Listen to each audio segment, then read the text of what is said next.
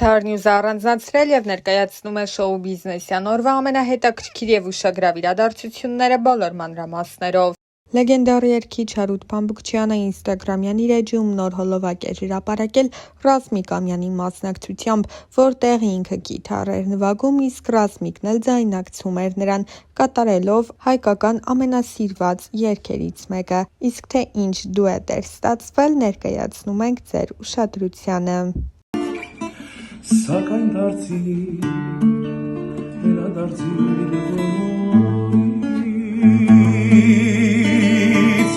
ցաված սիրտս միայն քեզնով է շնչում, սակայն դարձի, վերադարձի Երգչուհի Սիլվա Հակոբյանը, ով հաճախ է հետևորդների հետ կիսվում անկեղծ ու հուզիչ գրառումներով ու հրապարակումներով, հերթական անգամ ինստագրամյան իր էջի սթորի բաժնում տարածել էր իր կատարումներից մեկը ու դրանքից գրել էր. «Իմ երգացանկի ամենասիրելի երգերիցս մեկը, որն իզորու եղավ հաղթել անգամ անբուժելի հիվանդությանը, թե կոնկրետ ինչ ի նկատի ունի, երգչուհին ճակերտները չէր բացել»։ Դերասանուհի Մերի Մակարյանը, ով վերջին շրջանում սկսել է ինստագրամյան իր էջում հանդես գալ բանաստեղծությունների ընթերցմամբ, հերթական անգամ ընտրել էր մի ստեղծագործություն, որում մասնավորապես հնչում էին հետևյալ տողերը. «Պետք չէ կյանքում նվիրվել մեկին, ով չի էլ ըմբռնում, թե ինչ է իսկական սերը»։ Նշենք, որ ավելի վաղ էլ Մերին մեկ այլ ստեղծագործություն էր ընտրել։ Հերթականը Համոս Սահյանինն էր. «Քնած տեղս բաց եմ լինում, դու ինձանից նեղանում ես, վերքիս ցավից լաց եմ լինում, դու ինձանից նեղանում ես, նեղանալը քարը գլխին սկսում ես նեղացնել, այսինչ տեսակ զարմանք բան է, չես էլ ուզում դու հարցնել, ինչից է որ քնած տեղը մարդը հանկարծ բաց է լինում, եւ ինչ վերք է, որի ցավից նստում մեկ-մեկ լաց է լինում»։ Մերիի այս հրապարակումը արժանացել էր բավականին ջերմ արձագանքների ու մեկնաբանությունների։ Օրեր առաջ հայտնի դարձավ, որ ընդամենը 60 տարեկանում կյանքից հեռացել է սիրված դերասան Արա Դեղտրիկյանը։ Այդ օրերին ողջ համացանցը ողողված էր դերասանի մասնակցությամբ լուսանկարներով, տեսանյութերով, նրա մասին գրառումներով ու հիշողություններով։ Եվ ահա հայրիկի մահից օրեր անց նրա դուստրը Մանան Դեղտրիկյանը պարբերաբար սոցիալական հարթակներում լուսահոգի դերասանի մասնակցությամբ նոր հրապարակումներով է հանդես գալիս։ Այս անգամ էլ նա ինստագրամյան իր էջի սթորի բաժնում հայրիկի մասնակցությամբ արխիվային տեսանյութ էր հրապարակել։ Մահացել է рэփեր Պաշա Տեխնիկը, այս մասին հայտնել են նրա կինը եւ ընկերները։ Նրա վիճակը հանկարծակի վատացել է, բժիշկները արձանագրել են նրա մահը։ Рэփերը տեղափոխվել է թայլանդական հիվանդանոց, երբ անծանոթ երկրպագուի կողմից ստացած արգելված նյութերից օգտվել է։ Բժիշկները ավելի քան մեկ շաբաթ պայքարել են նրա կյանքի համար, սակայն տեխնիկին փրկել չի հաջողվել։ Վերջերս նա վերապրել էր, կլինիկական մահ նրան ցանկանում էին ուղղաթիռով տեղափոխել Փուխետից Բանգկոկ, բայց բոլոր միջոցները ապարդյուն էին։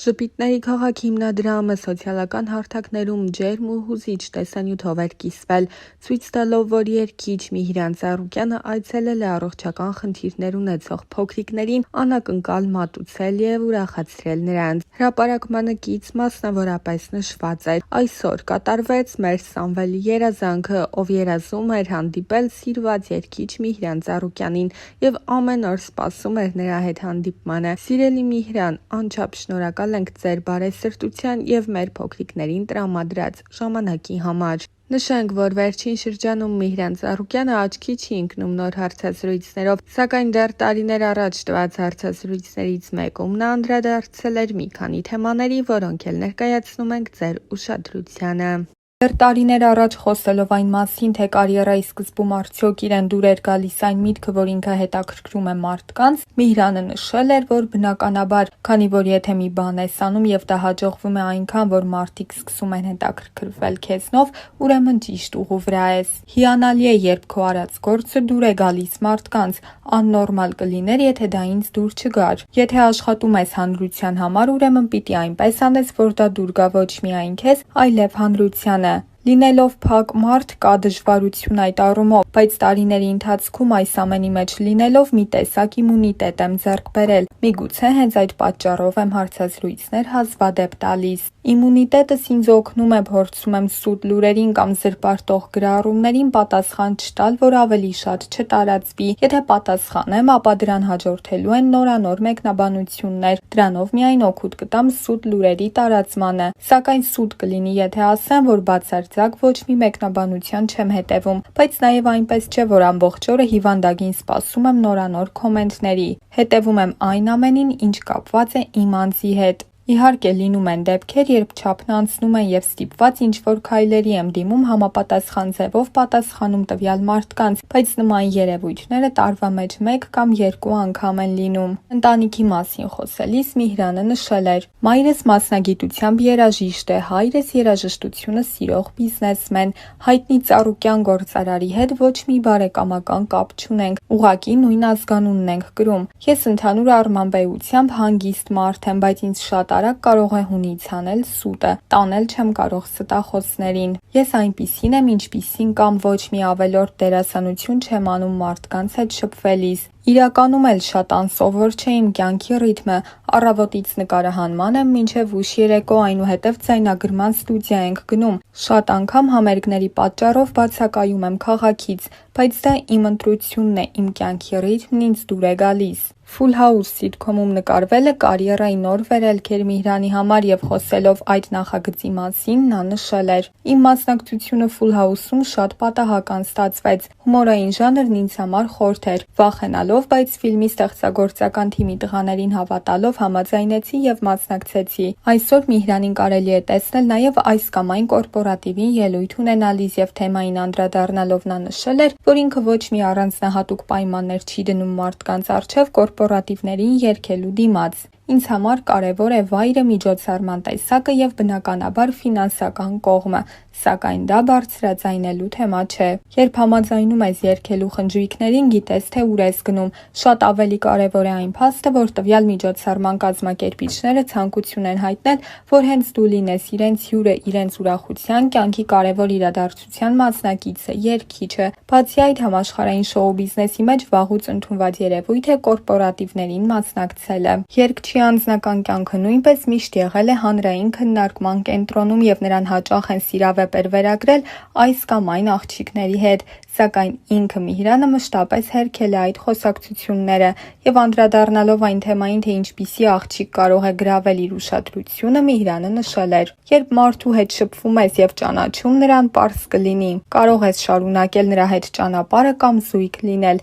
Ամենակարևորը զույգի հետ հարաբերություններում միմյանց ճանաչելն է։ Հնարավոր է առաջին հայացքը խաբուսիկ լինի։ Կարծում եմ առաջինը սիրահարվածությունն է, որը հետո վերածվում է սիրո։ Սիրելու համար ժամանակ է պետք, որ հասկանաս իսկապես սիրում ես այդ մարդուն։ Կարճ ժամանակահատվածում դժվար է ասել վերջ սիրում եմ։ Կարծում եմ չես կարող նստել եւ սպասել սիրունային ինքնըստինքյան գալիս է եւ դու էլ չես հասկանում, թե դա ինչպես է լինում։ Իսկ ինչ վերաբերում է փնտրելուն, չեմ կարծում, որ որոշել, թե այս տարի պարտադիր ուզում եմ սիրահարվել կամ ընկերուհի ունենալ ճիշտ է։ Խոսակցություններ միշտ լինում են, պարզապես դրանց այլևս ոչ մի ուշադրություն չեմ դարձնում։ Շատ եմ նյարդայնանում, երբ փորձում են մտնել անձնական կյանք, մինչև իրոք չամուսնանամ, երևի դրանք չեն ավարտվի։ Ես շատ եմ սիրում իմ երկրպագուներին, ինչ անում եմ, բնականաբար նրանց համար եմ անում, որպեսզի նրանց հաճելի պահեր պարգևեմ։ Բայց ես չեմ ուզում, չեմ սիրում եւ թույլ չեմ տա, որ որևիցե մեկը իմ անձնական կյանքն ներխուժի եւ ակտիվ քննարկի։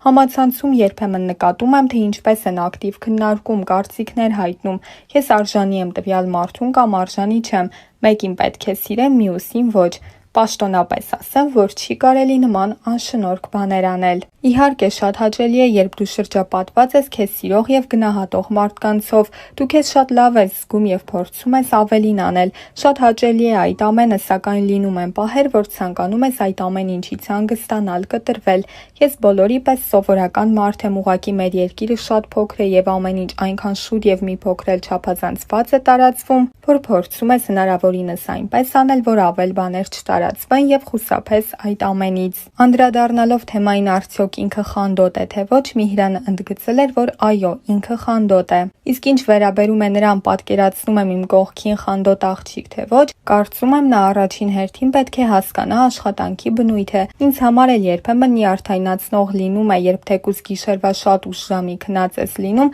եւ մի անիմաստ զանգ ես ստանում, ուր մնաց թե կողակիցդ չխանդի, սակայն ես այնպես եմ անում, որ այդ ամեն ինչը շրջանցել լինի։ Իսկ ինչ վերաբերում է աղջկա կողմից արվող առաջին քայլին, ես շատ նորմալ եմ վերաբերվում դրան, բայց գտնում եմ, որ ավելի գեղեցիկ կլինի, որ աղջիկը հասցնի նրան, որ տղան էլ սիրահարվի, նոր այդ առաջարկությունը անի, բայց եթե ուղղակի անծանոթ տղայի կամ պարզապես ծանոթի վերցնես ու առաջարկություն անես, դա անընդունելի է։ Կարծում եմ աղջիկը կարող է այնպես անել, որ տղան էլ զգացմունք ունենա եւ աղջկա հանդեպ անտարբեր չլինի։ Իմ առաջին սերը եղել է դպրոցական տարիքում մինչև ուսանողություն, սիրո խոստովանություն իհարկե արել եմ, կարծում եմ ռոմանտիկ եմ, կփորձեմ եւ փորձում եմ այնպես անել, որ երջանիկ պահեր պարգևեմ, ուրախացնեմ։ Պետք է իմանաս կողակիցդ ինչից ավելի կերջանկանա եւ փորձես այդ ամենը իր համար կատարել։ Օրինակ սերենադ պատուհանի տակ դժվար, բայց իր համար այո կերքեմ եւ բնականաբար երգ կնվիրեմ նրան։ Սիրո դերը շատ մեծ է իմ կյանքում, առանց դրա երևի ոչինչ չես կարող առաջ տանել։